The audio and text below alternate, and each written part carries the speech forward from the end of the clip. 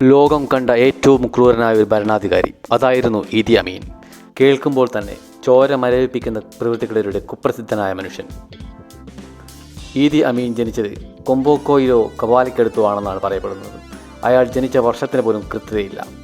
1924 1928 ഇടയിൽ എപ്പോഴുമാണ് ഈദി അമീൻ ജനിച്ചത് എന്നാണ് വിശ്വാസം. അയാളുടെ പിതാവിനെക്കുറിച്ച് പോലും വ്യക്തമായ ധാരണയില്ല. ആൻഡ്രിയാസ് നയാബെറി ആയിരുന്നത്രേ അദ്ദേഹത്തിൻ്റെ പിതാവ്. അയാൾ ഒരു കൃഷിക്കാരനായിരുന്നു. ക്വക്വ എന്ന വിഭാഗത്തിൽപ്പെട്ട അയാൾ ആദ്യം റോമൻ കത്തോലിക്ക മതത്തിലേക്ക് മാറി. പിന്നീട് എപ്പോഴോ അയാൾ ഇസ്ലാം മതത്തിൽ ചേർന്നു. ഇസ്ലാം മതത്തിൽ ചേർന്നതോടെ ആൻഡ്രിയാസ് നയാബെറി അമീൻ ദാദ എന്ന പേര് മാറ്റി. അയാളുടെ ഭാര്യയുടെ പേര് അസ അറ്റ എന്നായിരുന്നു. അമീൻ ദാദ അസ അറ്റ ദമ്പതികൾക്ക് ഒരു മകനുണ്ടായി. തൻ്റെ പേര് തന്നെ അമീൻ ദാദ മകനുമിട്ടു. ജനിച്ച് കുറച്ച് ദിവസങ്ങൾ കഴിഞ്ഞപ്പോൾ അമീൻ ദാദ ഭാര്യയും മകനെയും ഉപേക്ഷിച്ച് എങ്ങോട്ടോ പോയി. അമീൻ്റെ അമ്മയാകട്ടെ മറ്റൊരു പുരുഷനോടൊപ്പം വടക്ക് പടിഞ്ഞാറൻ ഉഗാണ്ടയിൽ ഒരു ഗ്രാമത്തിലെത്തി. അവിടെ കൃഷിപ്പണിയെടുത്ത് ജീവിക്കാൻ തുടങ്ങി. അമീൻ്റെ അമ്മ അസ ബുഗാണ്ട രാജവംശത്തിലുള്ളവരെ ചികിത്സിക്കുന്ന പാരമ്പര്യ വൈദ്യന്മാരുടെ കുടുംബത്തിൽപ്പെട്ടവളായിരുന്നു. 1941 അമീൻ ഒരു അറബി സ്കൂളിൽ ചേർന്നു. പക്ഷേ പഠനം തനിക്ക് പറ്റിയ പണിയല്ലെന്ന് മനസ്സിലായതോടെ 4th സ്റ്റാൻഡേർഡ് പഠനം അവസാനിപ്പിച്ച് അവൻ സ്കൂളിൻ്റെ പടിയിറങ്ങി. ജീവിക്കാൻ വേണ്ടി അവൻ പല ജോലികളും ചെയ്തു. കുറേ നാളൊരു കരിമീൻ തോട്ടത്തിൽ പണിയെടുത്തു. 1944 അമീൻ ആഫ്രിക്കൻ റൈഫിൾസിൽ പാചകക്കാരൻ്റെ സഹായിയായി ജോലിക്ക് ചേർന്നു.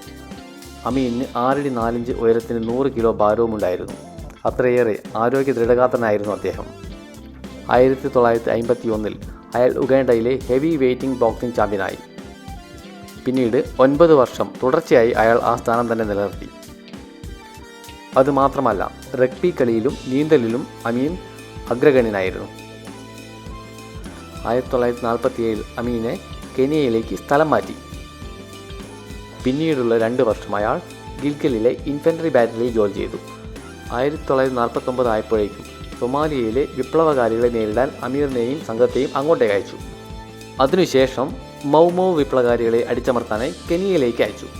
പക്ഷേ അവിടെ എത്തിയ അമീൻ ഒരു ഗ്രാമത്തിലുള്ളവരെ മുഴുവൻ കൂട്ടക്കൊല ചെയ്തു. പിന്നീട് വലിയ കുഴികളെടുത്ത് മൃതദേഹങ്ങൾ കൂട്ടത്തോടെ അതിനകത്തിട്ട് മൂടി. ഇതിന് പാരിതോഷികമായി അമീനിന് കോർപ്പറേഷനിൽ സ്ഥാനക്കയറ്റം കിട്ടി. പിന്നീട് സാർജൻ്റായി. അതിനുശേഷം 1959 വാറണ്ട് ഓഫീസറായി. അക്കാലത്ത് ബ്രിട്ടീഷ് പട്ടാളത്തിൽ ഒരു കറുത്ത വർഗ്ഗക്കാരന് കിട്ടാവുന്ന ഏറ്റവും ഉയർന്ന പദവിയായിരുന്നു വാറണ്ട് ഓഫീസർ. എന്നാൽ അധികം താമസിക്കാതെ ഉഗാണ്ടയിലേക്ക് തന്നെ മടങ്ങിയെത്തിയ അമീൻ 1961 ലഫ്റ്റനൻ്റായി. അതിൻ്റെ പിറ്റേ വർഷം തന്നെ മേജറായി. 2 കൊല്ലം കൂടി കഴിഞ്ഞപ്പോൾ ഡെപ്യൂട്ടി കമാൻഡറായി. പിന്നീട് അമീൻ മുഴുവൻ സാധുജന സേനയുടെയും കമാൻഡറായി. അന്നത്തെ ഉഗാണ്ടൻ പ്രധാനമന്ത്രി മിൽട്ടൺ ഒബോട്ടോ ആയിരുന്നു. അക്കാലത്ത് ഒരു ആരോപണമായിരുന്നു. മിൽട്ടനും അമീനും കൂടി സയറിൽ നിന്ന് ആനക്കൊമ്പും സ്വർണവും കാപ്പിയും ഒക്കെ കള്ളക്കടത്ത് നടത്തിയിരുന്നു എന്നതായിരുന്നു ആരോപണം. ഈ ആരോപണത്തിൽ ഉഗാണ്ടൻ പാർലമെൻറ്റ് ഒരു അന്വേഷണം ആവശ്യപ്പെട്ടു. എന്നാൽ മിൽട്ടൺ ഒബോട്ടോ ഒരു പുതിയ ഭരണഘടന ഉണ്ടാക്കി. ബുഗാണ്ടയിലെ രാജാവായ കബാക്ക ബുട്ടേസ രണ്ടാമനെ അധികാരത്തിൽ നിന്ന് പുറത്താക്കി. സ്വയം എക്സിക്യൂട്ടീവ് പ്രസിഡന്റായി അവരോധിച്ചു. പിന്നീട് കബാക്കയുടെ കൊട്ടാരം ആക്രമിച്ച മിൽട്ടൺ അയാളെ ബ്രിട്ടനിലേക്ക് നാടുകടത്തി. പിന്നീട് മരണം വരെ അയാൾക്ക് ഉഗാണ്ടയിലേക്ക് തിരികെ വരാൻ സാധിച്ചില്ല. എന്നാൽ ഒബോട്ടോയും അമീറും തമ്മിലുള്ള സൗഹൃദ ബന്ധം ഒരുപാട് കാലം നീണ്ടു നിന്നില്ല. അവർ തമ്മിൽ തെറ്റി. അമീൻ തന്നെ കൊല്ലുമെന്ന് ഭയന്ന മിൽട്ടൺ സൈന്യത്തിൻ്റെ സർവാധികാരം തൻ്റെ കൈപ്പിടിയിൽ ഒതുക്കുകയും അമീനെ ഉദ്യോഗത്തിൽ നിന്ന് തരം താഴ്ത്തുകയും ചെയ്തു. കമാൻഡർ ആയിരുന്നപ്പോൾ തന്നെ സൈന്യത്തിൻ്റെ ഫണ്ടിൽ അമീൻ അഴിമതി കാണിച്ചിരുന്നു. ഈ ഒരു കാരണത്തിന് ഒബോട്ടോ തന്നെ അറസ്റ്റ് ചെയ്യുമെന്ന വിവരം മണത്തറിഞ്ഞ അമീൻ 1971 ജനുവരി 25 ഒരു സൈനിക അട്ടിമറിയിലൂടെ ഉഗാണ്ടയുടെ അധികാരം പിടിച്ചെടുത്തു. ഈ സമയത്ത് ഒബോട്ടോ സിംഗപ്പൂരിൽ കോമൺവെൽത്ത് ഉച്ചകോടിയിൽ പങ്കെടുക്കുകയായിരുന്നു. സൈന്യം പ്രധാന വിമാനത്താവളമായ എൻഡബെ അടച്ചിട്ടു. ഒബോട്ടോയുടെ കൊട്ടാരം സൈന്യം വളഞ്ഞു. ഇതിനുശേഷം അഴിമതിക്കാരനായ ഒബോട്ടോയുടെ സർക്കാരിനെ താഴെയിറക്കിയെന്നും വെറും ഒരു സൈനികനായ താൻ രാജ്യത്ത് ഒരു പുതിയ ഭരണകൂടം വരുന്നതുവരെ കെയർടേക്കറായി തുടരുമെന്നും എല്ലാ രാഷ്ട്രീയ തടവുകാരെയും ജയിലിൽ നിന്ന് മോചിപ്പിക്കുമെന്നും റേഡിയോയിലൂടെ പ്രഖ്യാപിച്ചു. പിന്നീട് 1971 ഫെബ്രുവരി 2 Ugandan president, commander in chief, chief of staff, chief of air marshal എന്നിങ്ങനെയൊക്കെ സ്വയം പ്രഖ്യാപിച്ചു. എന്നാൽ അമീനാകട്ടെ ഉഗാണ്ടൻ ഭരണഘടനയുടെ ചില വകുപ്പുകൾ നീക്കം ചെയ്തു.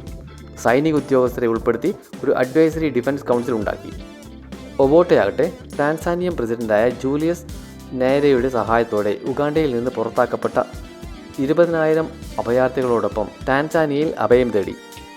1972 അമീൻ്റെ സൈന്യത്തിൽ ഉണ്ടായിരുന്ന ഒബോട്ടോയുടെ കൂറ് പുലർത്തിയിരുന്ന ഒരു വിഭാഗം ഒരു ആക്രമണം നടത്തി. ഇതിന് അമീൻ പകരം വീട്ടിയത് ആർമി ചീഫ് ബ്രിഗ് ഹുസൈനോടായിരുന്നു. അയാളെ സമാനതകളില്ലാത്ത കൊടിയ പീഡനങ്ങൾക്കിരയാക്കി. അയാളെ കൊലപ്പെടുത്തി തല അറുത്തെടുത്ത് അമീൻ്റെ മേച്ചപ്പുറത്ത് വെച്ചു. ക്രൂരമായ ഒരു ആനന്ദത്തോടെ അയാൾ ആ കബദ്ധത്തിൽ തഴുകിക്കൊണ്ടിരുന്നു. ബ്രിഗ് ഹുസൈൻ്റെ തല അമീൻ ഫ്രിഡ്ജിൽ സൂക്ഷിച്ചു. തന്നോട് കൂറ് പുലർത്തുന്നില്ലെന്ന് തോന്നിയവരെല്ലാം അമീൻ ജയിലിൽ അടച്ചു.